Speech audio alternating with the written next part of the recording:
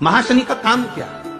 अगर वो धूप छोड़ने के बाद पानी नहीं डलता है, जल नहीं दिया जाता है, पितरों को जल नहीं प्रदान किया जाता है, तो वो भाग जो महाशनि लेता है उसका स्थान हमारे घरों में भी बनता चले जाता है। उससे होता क्या है?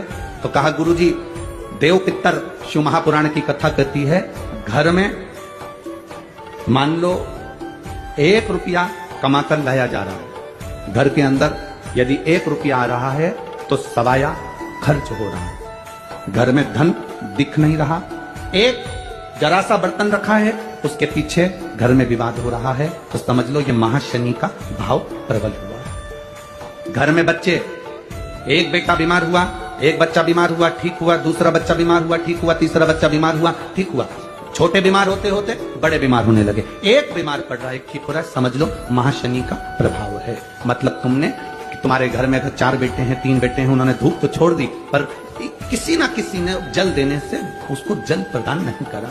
गाय को रोटी तो श्राद्ध पक्ष में दे दी पर जल नहीं दिया गया। गाय को अगर रोटी देने जा रहे हो तो थोड़ा सा बाल्टी में पानी भर कर ले जाओ, अगर बाल्टी में भी पानी नहीं ले जा सकते थोड़ा सा जल उसके मुख पर जरूर देना चाहिए कि वो जल का आचमन कर ले। कौवे को अगर भोजन दिया है, कागा को अगर भोजन दिया, थोड़ा सा जल का भाग भले कटोरी में भर कर ले जाओ और छत पर थोड़ा सा भाग जल का छींटो, पर छींटना जरूर है। यहां तो लोग जानते होंगे कि ब्राह्मण अगर भोजन करने आता है, संत अगर भोजन करने आता है, साधुजन गुरुजन भोजन करने आते थे पहले, तो घर की जो माताएं होती थी, जहां पंडित भोजन करने बैठता था, वहां थोड़ा सा हाथ में पानी लेकर जमीन पर फेर देती थी, फिर उस पर थाली रखती थी। हमारे यहाँ होता था।